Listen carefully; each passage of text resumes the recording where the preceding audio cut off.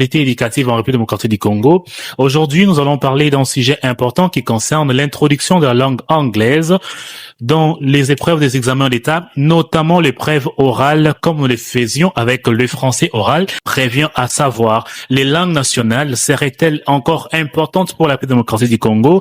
Et ce soir, pour en parler, nous avons invité monsieur Gérald Moulinda, qui va nous expliquer sur cette mesure qui a été adoptée, son importance, et comment introduire les langues nationales dans les commandes des Congolais partout où ils sont et dans les milieux professionnels.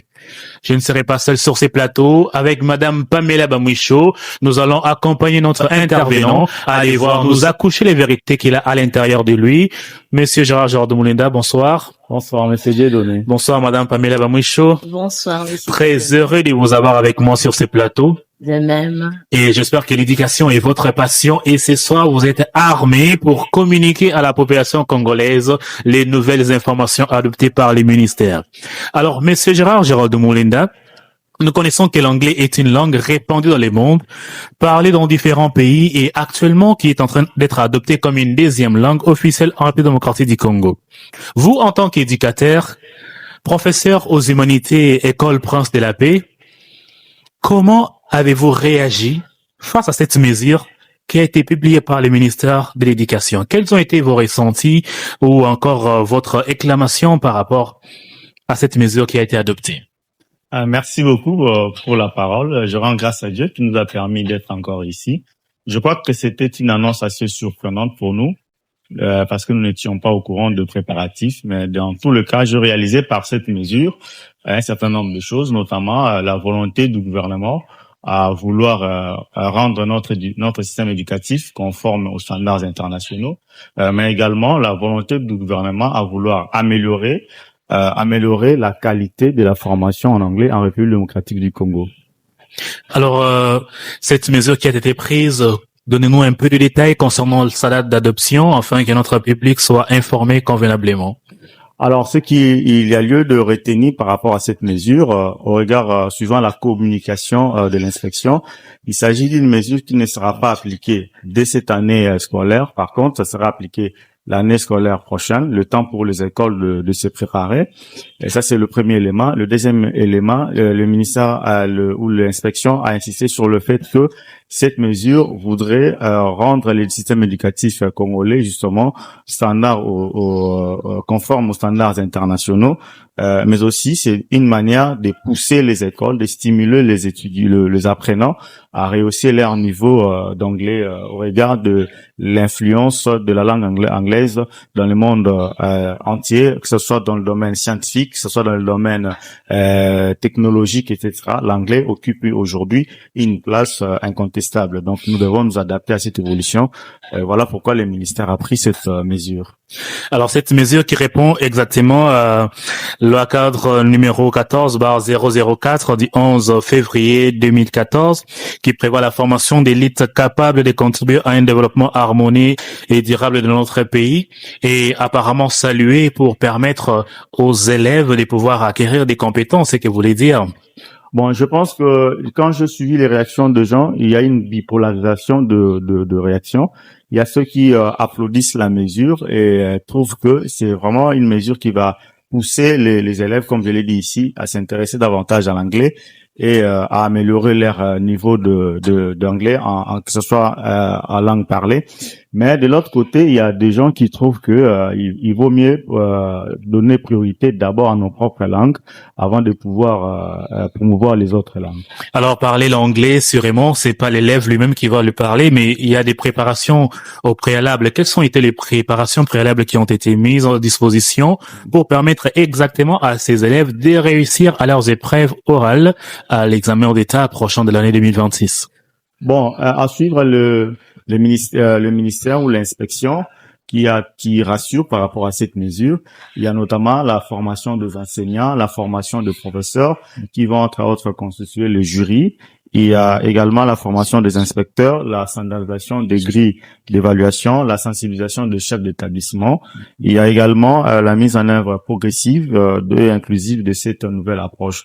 C'est entre autres de préparatifs qui sont en cours et qui montrent bien la volonté de l'inspection de pouvoir bien faire les choses. Et dans ces préparatifs, comment les jurys a-t-il été réfléchi? Parce que les jurys oraux des Français, nous les connaissons, nous sommes excités et quand nous passons là-bas, c'est tout ce que nous connaissons que nous allons exprimer. Mais ici, il s'agit de l'anglais qui est une langue étrangère. Oui. Comment pensez-vous que son jury sera organisé?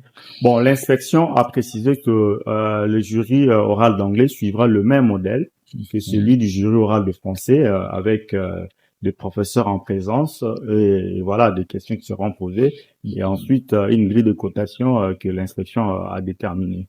Et l'inspection a donné l'argumentatif de dire que cette mesure va renforcer les systèmes éducatifs congolais sur les standards internationaux. Que dites-vous par rapport à cela? Bon, oui, effectivement, quelque part, nous sommes obligés de pouvoir nous adapter à l'évolution du monde, étant donné notre dépendance à la technologie, à la science que les autres font. Mais je pense que cela ne veut pas pour autant dire que nous devons ne pas promouvoir nos propres langues. Alors, Madame Pamela Bamwisho, nous sommes en train d'avancer avec Monsieur Gérald Moulinda et nous pensons qu'il y a des constats à faire sur cette affaire de la loi qui a été adoptée pour l'épreuve d'anglais aux examens oraux d'État. Effectivement, Monsieur Dieudonné, les constats faits sur le lieu, Monsieur Gérald Moulinda. Vous, en tant que professeur aux humanités, quelle place occupe-t-il l'anglais en République démocratique du Congo?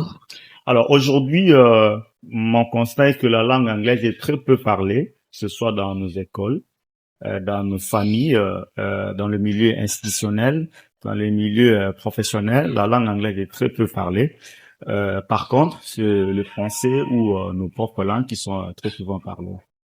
Comment pouvez-vous utiliser cela et quelles sont les statistiques sur le terrain? Bon, je pense que si j'ai une bonne mémoire, il y a moins de 10% de la population congolaise qui parle l'anglais et je crois que c'est un signe, un chiffre qui montre que l'anglais est très peu parlé en République démocratique du Congo. Et donc, si on voudrait prendre une telle mesure, il faudrait vraiment y aller doucement pour pouvoir susciter d'abord de l'intérêt pour cette langue et ensuite pouvoir relever les niveaux des locuteurs d'anglais, en l'occurrence les élèves, et bien avant de pouvoir prendre des mesures aussi fortes. Tout justement sur les niveaux. Dans deux écoles, plusieurs élèves négligent ces cours-là, l'anglais, et les professeurs ne se donnent pas à fond pour donner un niveau adéquat aux élèves. Alors, qu'est-ce que les élèves s'attendent aux épreuves orales? Bon, moi, je crois que c'est comme m'a dit l'inspection, cette mesure, c'est comme, je dirais, c'est comme une mesure radicale qui est prise pour pouvoir pousser les élèves, le professeur et tous les acteurs à pouvoir prendre au sérieux la formation, l'apprentissage de la langue anglaise.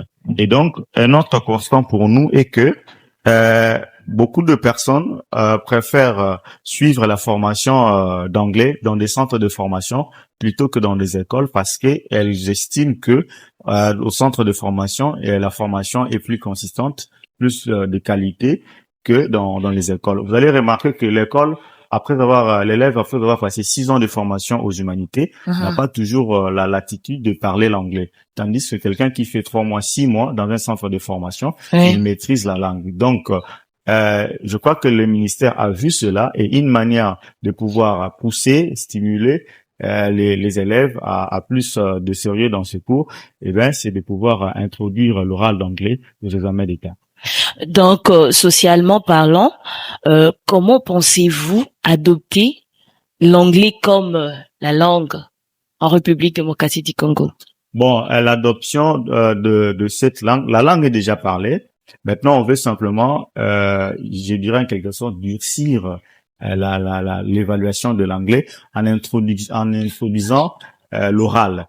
Et donc, s'il faudrait parler de comment y aller, je crois qu'il faudrait aller étape par étape, progressivement, avant de pouvoir prendre des mesures fortes comme celle-là, si bien que elle a pour vocation de stimuler. Ok, donc vous voulez que nous puissions nous accueillir l'anglais comme les Kikongo, les Swahili, c'est ce que vous voulez? Non, je ne crois pas que ce soit possible tout de suite là, que l'anglais soit autant intégré dans notre vie quotidienne. C'est par contre nos langues qui ont déjà une place que nous pouvons promouvoir. L'anglais ne peut venir que comme une langue d'appui qui nous permet d'avoir une ouverture au monde intellectuel, au monde scientifique, au monde académique ou technologique. Monsieur Gérard Gérald de Moulinda, vous parlez de l'anglais qui vient dans tous les domaines de la République démocratique du Congo. Quels sont les défis que pensez-vous que vous rencontrez, vous, en tant qu'éducateur dans les milieux éducatifs, pour permettre exactement à cette langue d'être ancrée dans la communauté congolaise? Quels sont ces défis que vous pensez être encore permanents sur le terrain, dont le gouvernement devait penser à relever pour que la langue puisse exactement s'étendre dans toute la République? Bon, d'entrée de jeu, je veux vous préciser que je ne suis pas professeur d'anglais. Faut faire attention. Mais en tant qu'opérateur éducatif, nous observons, nous voyons que les élèves ont très peu d'intérêt pour l'anglais. Quand on siffle, c'est l'heure d'anglais. Beaucoup boycottent pratiquement. Beaucoup manifestent des comportements de gens qui ne veulent pas trop.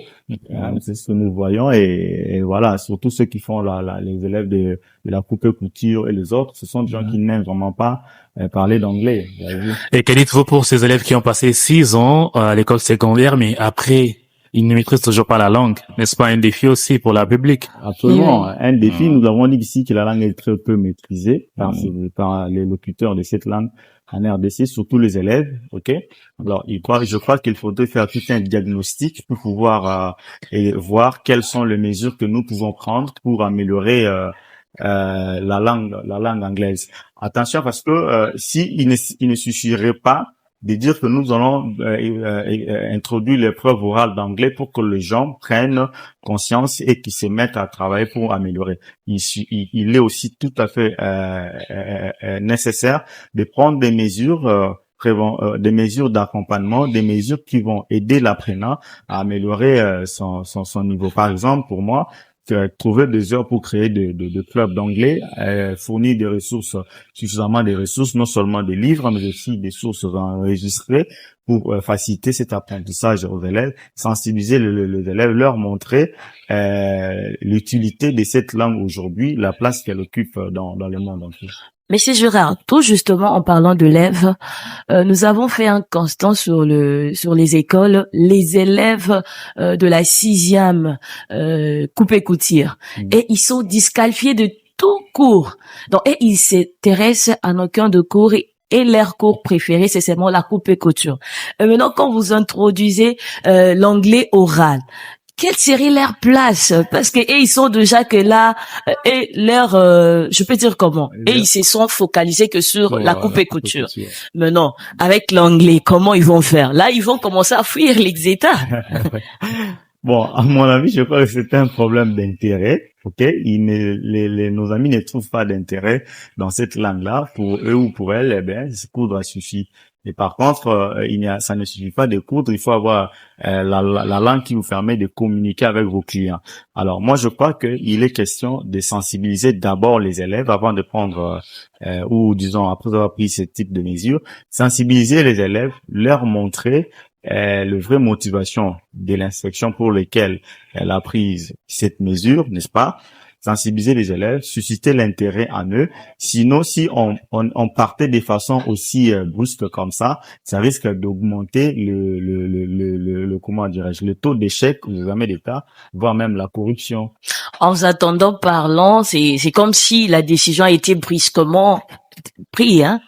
Bon, au fait, d'une certaine manière, oui, si bien que le ministère projette cela pour l'année scolaire prochaine, ce qui veut dire que nous avons cette année scolaire pour nous préparer et l'année scolaire qui arrive. Mais je crois que c'est, à mon avis, ça pourrait être peut-être un peu trop tôt de prendre une telle mesure. Pour moi, je pense que ça aurait été une bonne chose de dire, par exemple, dans 6 ans, nous allons prendre une telle mesure. Comme ça, on commence à mieux préparer les élèves depuis la 7e année, rencontrer les défis que cette langue rencontre, notamment les manques d'intérêt que les élèves d'une manière générale ont vis-à-vis de cette langue, les difficultés d'apprentissage liées à cette langue, les difficultés des ressources pédagogiques, notamment les manuels, mais aussi des documents enregistrés, des CD, etc., qui accompagnent et qui facilitent l'apprentissage de la langue. Vous savez, une langue, si elle n'est pas parler au quotidien, même si on en a la maîtrise, après un certain temps, on va perdre sa maîtrise. Vous comprenez? Même si les élèves aujourd'hui apprenaient l'anglais, ils vont aller le parler où? C'est ça aussi la question. C'est ça le grand problème. C'est ça les grands problèmes. Même moi, je peux dire, je suis victime. Je suis mariée. Oui. Mon mari parle l'anglais correctement. Mais moi, j'arrive pas à m'adapter à cela. Oui. Maintenant, je me dis, comment nos élèves pourront s'adapter? Parce que vous savez, en République démocratique du Congo, nous sommes habitués à se plaindre en tout et pour tout. Et maintenant, là, d'ici là, on va commencer à se plaindre. Mais comment on va commencer à travailler? Absolument. Donc, vous d'ailleurs, vous avez la chance, vous avez un mari qui maîtrise l'anglais à la maison. C'est une occasion de parler, vous voulez, de communiquer en anglais et aider les enfants aussi à apprendre. Mais beaucoup n'ont pas des gens qui parlent l'anglais dans leur entourage et du coup, ils se disent apprendre l'anglais après j'irai parler ça où? Vous comprenez? C'est ça. Ça va devenir comme pour eux une langue morte par après et cela. C'est comme ça que je dis, il faudrait d'abord commencer à susciter l'intérêt, à montrer la place que cette langue occupe ou la place qu'elle peut occuper au jour d'aujourd'hui, et avant de pouvoir apprendre de telles mesures.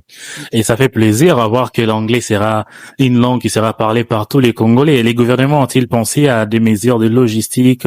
C'est qu'il faudrait, par exemple, des ateliers à créer, des animations qui permettraient surtout que ces élèves qui apprennent puissent parler cela dans la communauté, comme vous le dites, au quotidien. Bon, ça, c'est au gouvernement de nous éclairer, à l'inspection qui a pris cette mesure, et bien vouloir nous dire quelles sont exactement les ressources pédagogiques qu'elle dispose. Est-ce que ces ressources vont permettre de relever ces défis? C'est ce qu'on va observer tout au long de mois et de l'année qui va suivre. Et vous, en tant qu'enseignant au secondaire, quel est votre avis par rapport à cette préparation de la mesure qui est en train d'être mise en place déjà pour l'année prochaine? Quels sont vos avis ou encore que pensez-vous qui devrait être mieux fait ou que pensez-vous que les gouvernements devraient adopter pour effectivement permettre à nos élèves de pouvoir s'adapter à cette mesure? Bon, au regard du fait que la langue, il y a peu de gens qui ont de l'intérêt pour cette langue. Ouais. Regardez un élève qui est à Lodja, un élève qui est à Popokabaka, il apprend l'anglais pour aller parler saoul. La langue va lui servir à quoi? Donc, moi, je crois que ça serait trop tôt de prendre une telle mesure, de la généraliser comme ça. Je crois qu'il faudrait encore assez d'années pour l'instruction. L'instruction doit prendre encore assez d'années pour pouvoir d'abord répondre à tous ces défis. Voyez-vous, notamment, je l'ai dit ici, sensibiliser les apprenants, leur montrer l'utilité de cette langue. Alors, les défis donc liés que ce soit à l'intérêt, à la maîtrise de la langue, aux ressources nécessaires, doivent d'abord être examinés, doivent être rencontrés et s'assurer que nos élèves sont maintenant en mesure d'être soumis à une épreuve au rôle d'anglais et pourront s'en sortir. C'est à ce moment-là qu'on peut prendre une telle mesure. Mais si on saute l'étape, et en disant que voilà, on va les pousser un peu brutalement, passez-moi les termes, je crois que nous risquons de créer plus de problèmes que de résoudre. Et prenons l'exemple de nos élèves qui sont très nombreux. Pour ceux qui n'auront pas effectivement maîtrisé la langue au cours de l'année, vu que la mesure est en cours d'implémentation, que pensez-vous que serait leur sort lors des épreuves? Cela occasionnera-t-il des tentatives de correction pour ces élèves? Quel leur conseillez-vous pour éviter cette pratique? Oui, au fait, ils doivent se préparer. Parce que si tout est question de la préparation, nous, en pédagogie, nous disons, tant vaut une leçon, tant vaut la préparation, tant vaut la leçon. Vous comprenez? Si les élèves ne sont pas suffisamment préparés pour parler l'anglais à ce niveau-là, et que nous, on s'est dit, introduisons l'oral d'anglais, c'est exposer nos élèves à l'échec, ou peut-être même à la tricherie ou à la corruption. Donc, je crois que voyons voir comment le ministère va évoluer pendant des années scolaires. Quelles sont les mesures qui seront appliquées pour que l'anglais, pour que les élèves se donnent beaucoup. Mais moi, je crois que ça aurait été mieux de commencer, de dire par exemple dans 6 ans, nous allons introduire cette mesure et nous commençons depuis la 7e année à mener un travail de fond parce que cette mesure va s'appliquer dans toute la République, dans toutes les écoles. Alors, je pense que nous devons commencer en 7e année d'éducation de base, sensibiliser les élèves, rencontrer les défis et voir comment rencontrer les défis l'un après l'autre jusqu'à ce qu'on sent qu'on est maintenant prêt pour une telle mesure. C'est en ce moment-là qu'on l'apprend.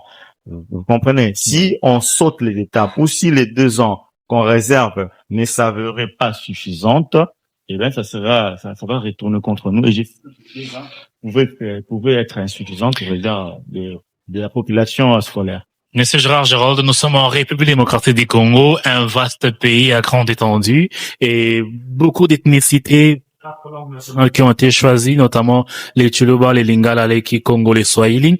Et pour certaines écoles publiques, nous savons que ces langues nationales sont enseignées. Comparativement à l'anglais dont le ministère a mis en avant pour les épreuves orales aux examens d'État, que pensez-vous que serait l'essor de nos langues nationales et surtout que c'est enseigné dans certaines institutions du pays? Bon, de mon humble avis, je pense que les mêmes efforts que nous sommes en train de déployer pour valoriser la langue anglaise, parce qu'il s'agit de cela en fait, doivent être le même, voire plus, que nous devons déployer pour valoriser nos propres langues. Il en vaut de notre souveraineté éducative, il en vaut de notre culture, il en vaut de nos valeurs, parce que la langue s'accompagne de la culture et des valeurs d'un peuple. Vous comprenez? Alors, c'est pour cela. En parlant des cultures et des valeurs des peuples, quels sont les exemples que vous avez des pays forts où les langues étrangères ne sont pas du tout admises? Non, dire que les langues étrangères ne sont pas admises ne sont peut-être pas vraies, mais mon constat est que quand vous regardez beaucoup de pays émergents, nous-mêmes les pays puissants, les pays émergents, vous prenez la Chine, vous prenez le Brésil et autres, ces pays-là insistent toujours sur leur langue. Vous comprenez? Même dans certains pays africains, c'est le cas aujourd'hui. Vous prenez le cas du Burkina Faso, du Mali, c'est des pays qui ont compris qu'ils doivent d'abord valoriser leur propre langue avant de pouvoir valoriser les langues des autres. Vous comprenez? Parler les langues des autres, c'est en quelque sorte subir leur influence et leur domination. Ça change tout la manière de parler. Quand quelqu'un parle l'anglais, vous allez voir même son attitude change. Quand quelqu'un parle français par rapport à celui qui parle les lingala, vous allez voir même l'attitude change. Vous allez voir quand quelqu'un veut dire how are you, how are you, I'm sorry. Vous comprenez? L'attitude change parce qu'il veut copier la culture de l'autre. Comment cette langue-là est parlée. Du coup, nous changeons notre être change et s'adapte à l'être des autres. Vous comprenez? Et si nous continuons à adopter la langue des autres, à donner plus de place à ces langues-là qu'à nos propres langues, ça veut dire que nous sommes en train d'abandonner notre propre identité, notre propre être, nos propres cultures pour adopter celles des autres. Et pour l'indépendance, jusqu'à ce jour, ça montre que ça ne nous aide pas. Et pensez-vous que ces ressources qui sont mises en place pour promouvoir la langue anglaise dans les humanités devraient être partagées à part égale pour promouvoir aussi les langues nationales dans chaque province? Bon, dans toute chose, je crois que il faut toujours aller selon l'ordre de priorité. Les moyens ne sont pas toujours disponibles pour tout faire, mais en termes de priorité, moi j'estime qu'il est important de donner la priorité à nos propres langues d'abord, n'est-ce pas? Je ne dis pas de rejeter les autres langues, mais comment voulez-vous promouvoir les langues étrangères sans promouvoir vos propres langues? Quelque part là, il y a une incohérence, vous comprenez? Donc moi je pense que nous devons donner la priorité à nos langues, mettre les moyens nécessaires pour promouvoir nos langues pour plusieurs raisons.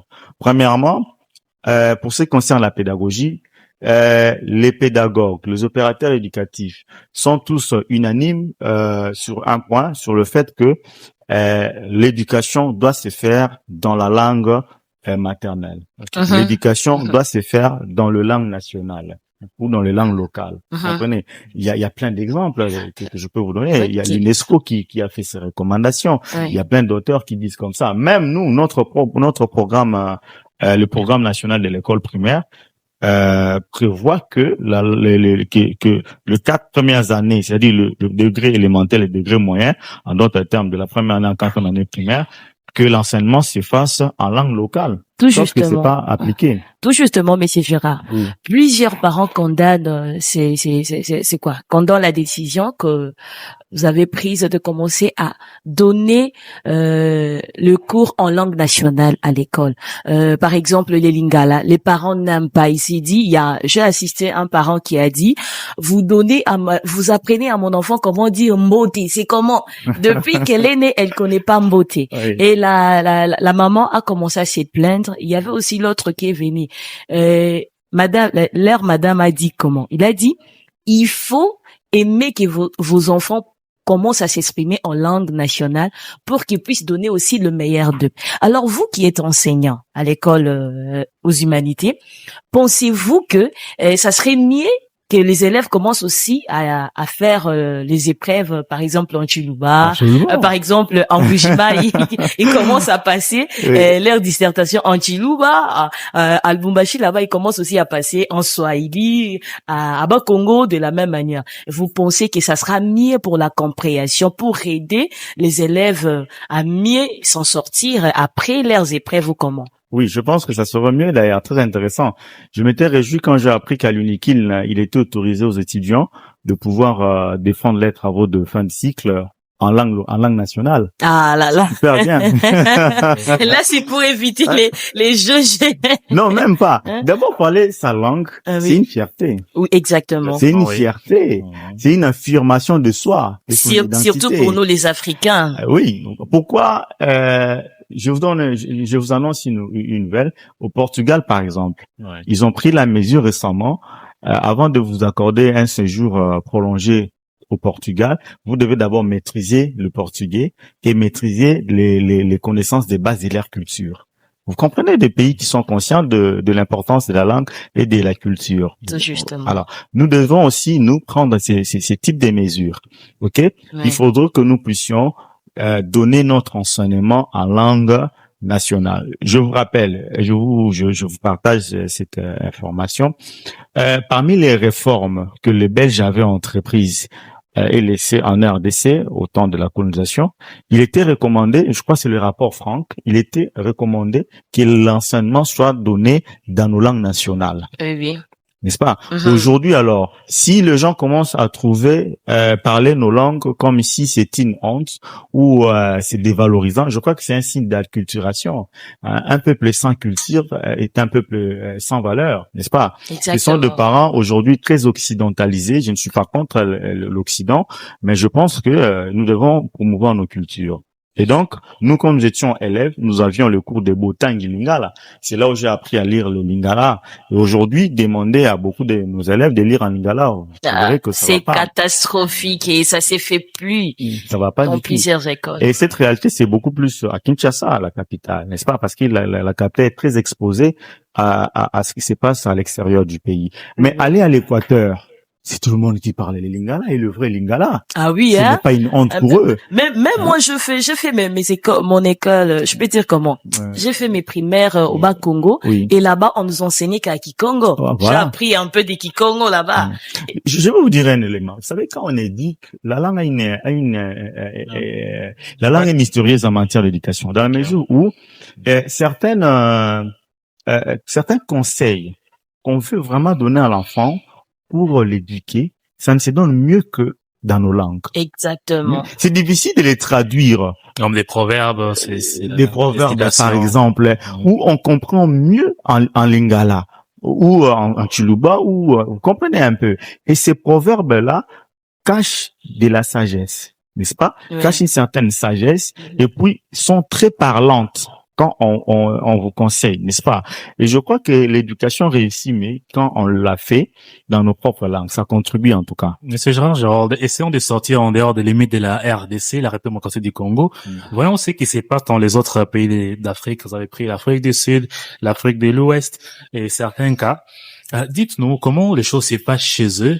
Et avec la mesure qui a été prise ici en République démocratique du Congo, comment les élèves qui nous suivent et les parents pourront comprendre comparativement à ce qui se passe ailleurs?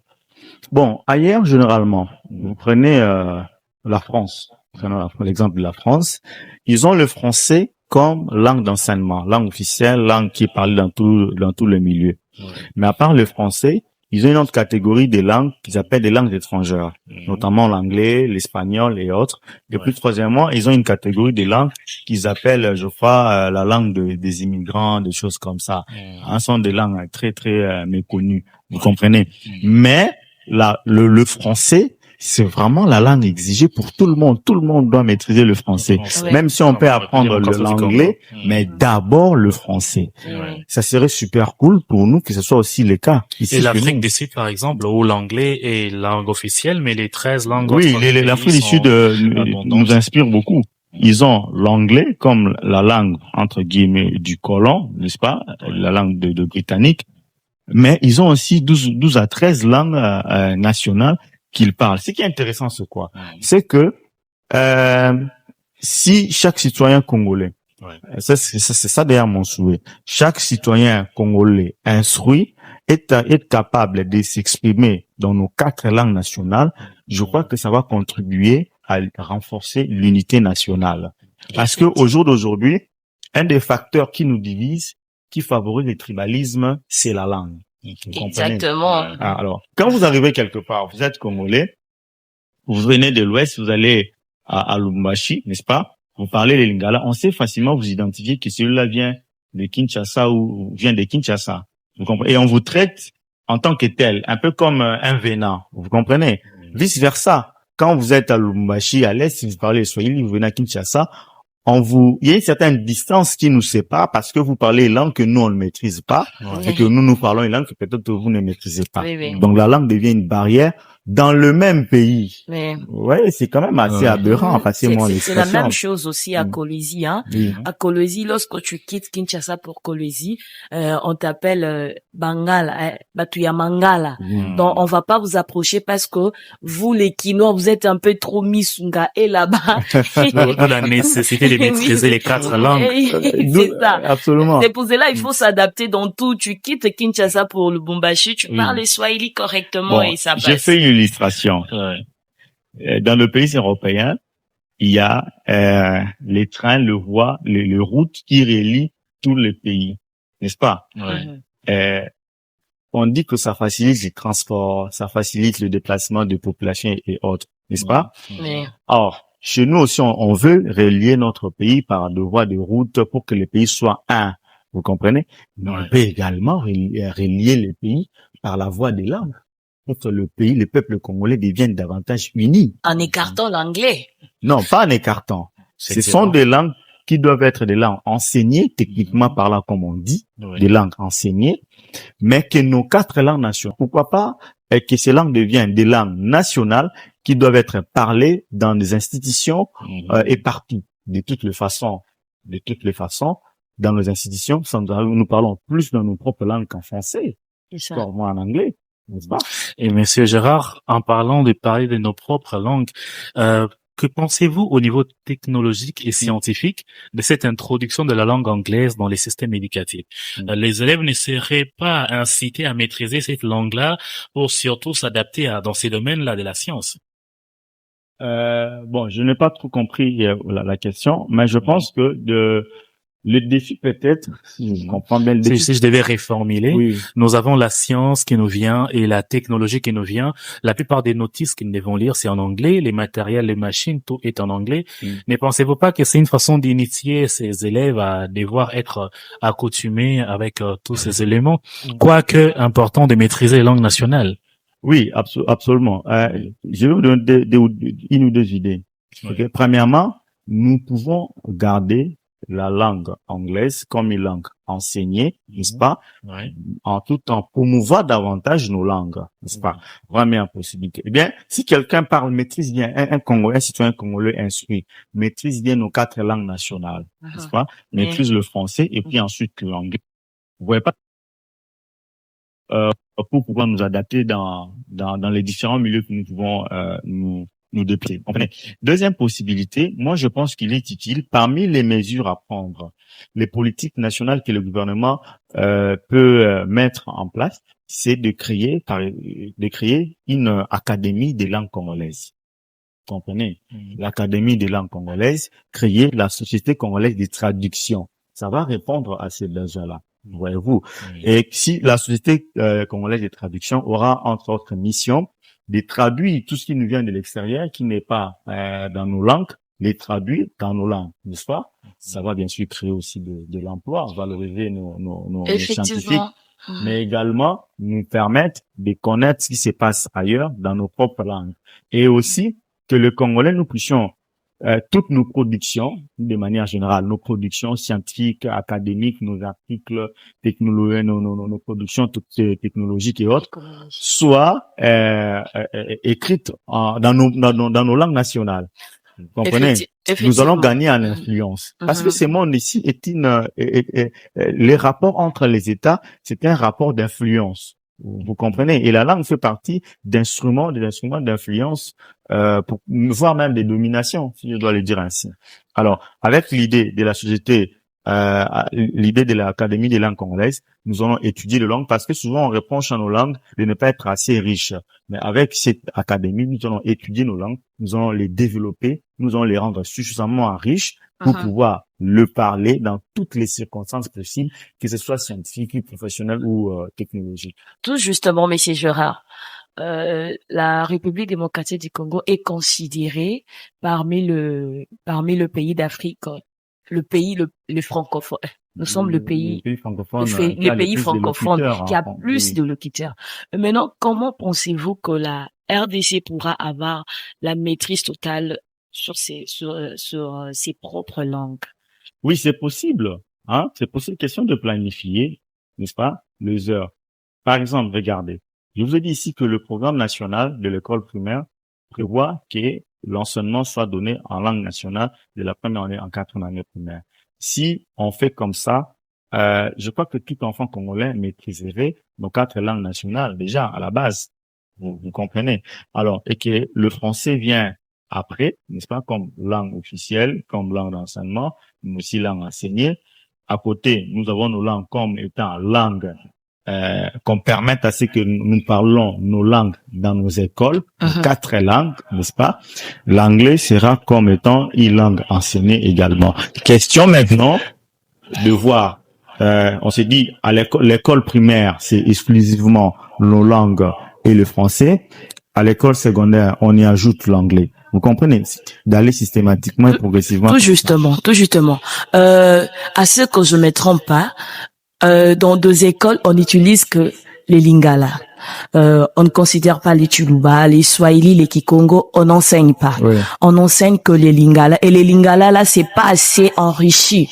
Donc, on se limite juste sur des préliminaires, ainsi de suite. Vous pensez qu'avec cela, nous allons arriver loin avec ce qui est comme enrichissement dans l'éducation? 2 choses.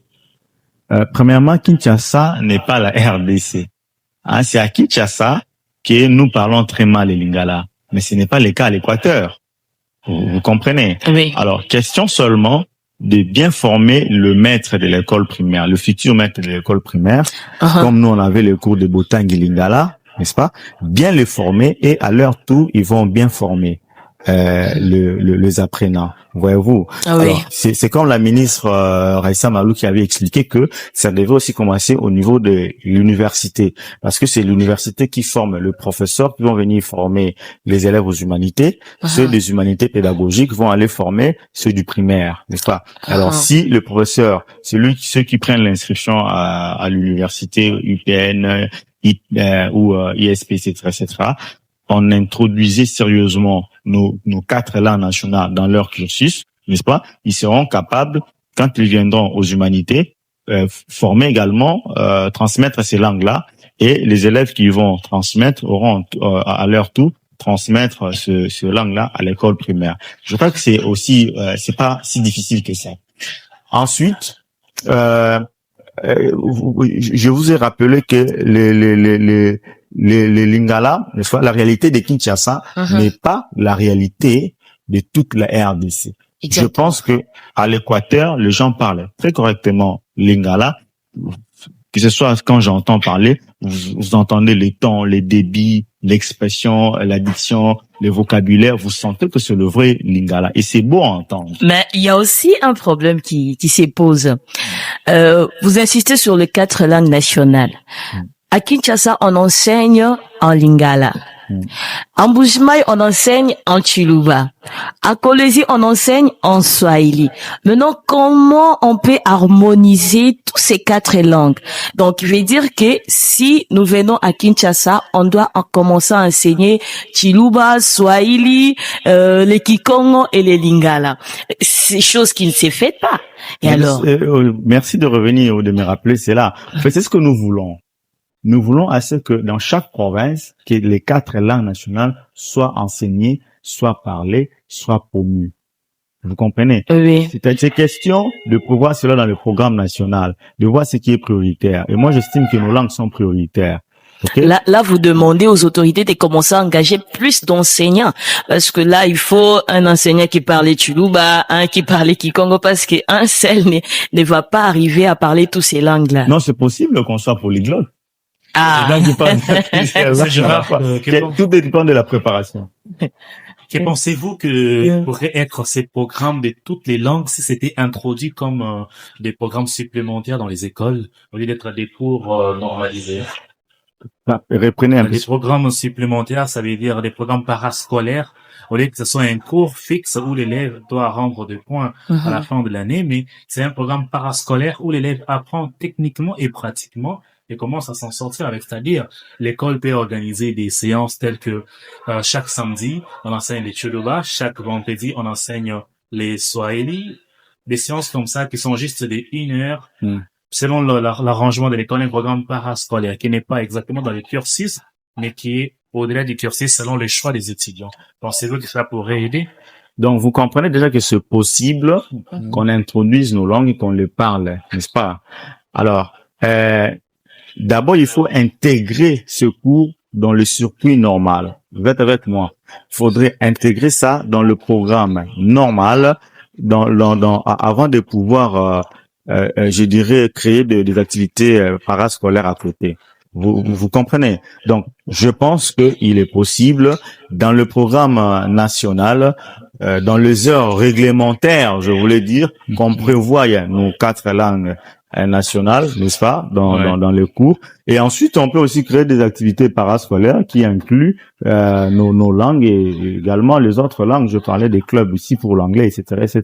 Monsieur Gérald Moulinda, une mesure adoptée par le ministère de commencer à passer les épreuves de l'anglais oral aux examens d'État, c'est que c'est une concentration des élèves à pouvoir accumuler la langue, mais surtout votre recommandation est qu'ils puissent être en mesure de parler cette langue tous les jours dans leur vie quotidienne, que ce ne soit pas que pour l'épreuve, mais que ce soit pour la pratique. Et vous recommandez également que toutes les langues nationales soient connues par tous les Congolais, de sorte qu'en se déplaçant des provinces en autre, ils ne soient pas dépaysés.